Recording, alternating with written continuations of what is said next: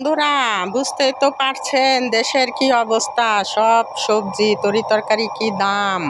এই দেখেন, আমি গাছ থেকে কেবল এই যে পুঁই শাকগুলি কেটে আনলাম।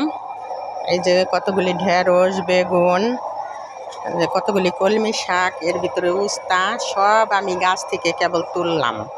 দেখছেন কত তাজা, কি টাটকা সবজি, খেতে কি মজা।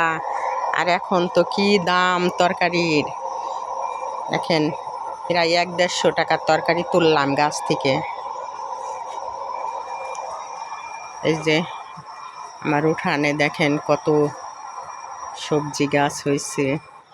বৃষ্টিতে অনেক গাছ নষ্ট হয়ে গেছে, তারপরেও ইনশাল্লাহ যা আছে ভালোই, খারাপ না।